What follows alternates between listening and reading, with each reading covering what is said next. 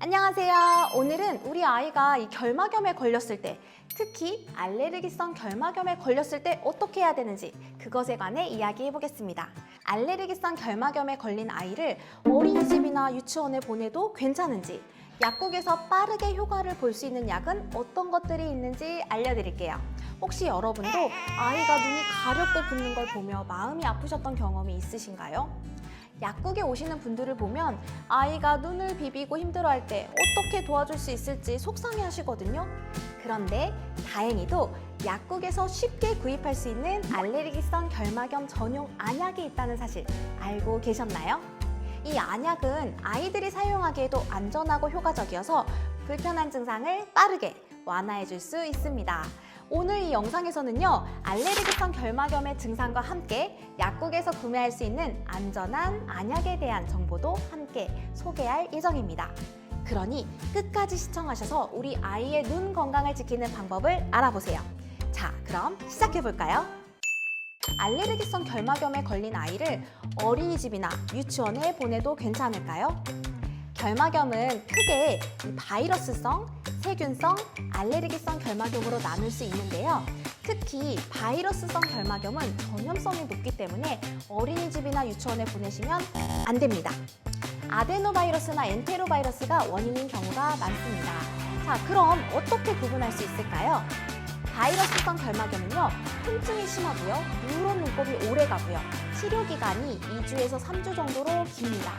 반면 알레르기성 결막염은 가려움증이 심하고요, 보통 2일에서 3일 내에 호전되는 경우가 많습니다. 그렇다면 알레르기성 결막염이란 무엇일까요? 결막염은 눈꺼풀의 내측과 흰자위를 덮고 있는 투명한 결막에 염증이 생긴 것을 말하는데요. 알레르기성 결막염은 특정 알레르기 원에 접촉했을 때 발생하고요, 눈이 가렵고 충혈되며 눈물도 많이 나게 됩니다. 요즘은 유행성 결막염이 여름뿐만 아니라 연중 발생할 수 있기 때문에 더욱 주의가 필요합니다.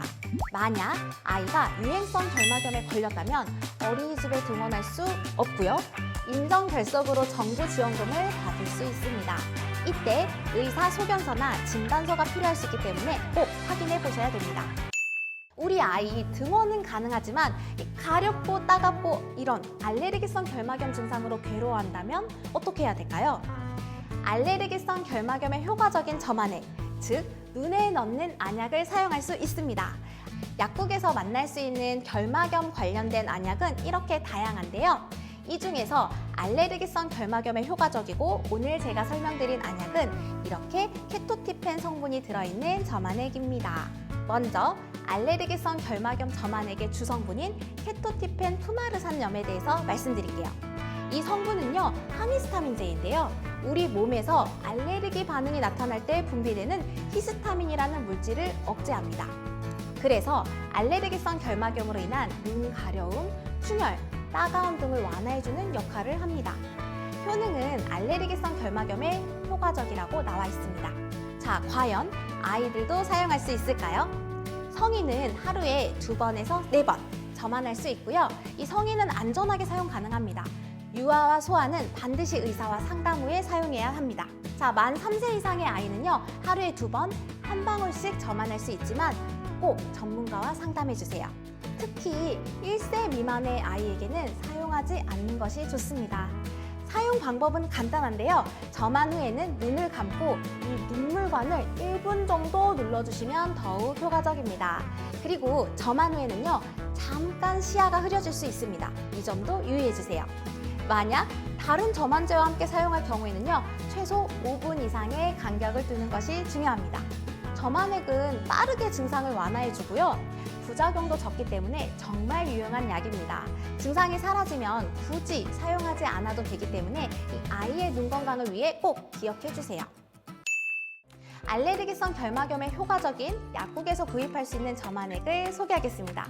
자, 케토핀 프리 점안액, 그리고 알러콘, 알러펜, 유니텐, 제이티펜, 케프란 점안액 등이 있습니다. 이들 중에는 이렇게 일회용 포장으로 나온 제품이 있고, 그리고 이렇게 다회용으로 나온 제품이 있습니다. 일회용 포장 나온 제품은 당연히 쓰고 버리시는 게 맞고요. 이렇게 다회용으로 나온 안약의 경우에는 개봉 후에 한 달 정도 보관할 수 있습니다. 자, 오늘 소개한 이 점안액은요, 모두 일반 의약품이기 때문에 약국에서 처방전 없이도 구매할 수 있습니다. 가격은 약국마다 조금씩 다를 수 있으니까요, 가까운 약국에 문의해주세요. 참고로 병원에서 처방받으면 의료보험이 적용돼서 더 저렴하게 구입할 수 있는 약도 있으니까요, 병원 가셨을 때 함께 말씀해 주셔도 좋습니다. 알레르기성 결막염은 전염되지 않으니 걱정하지 않아도 됩니다.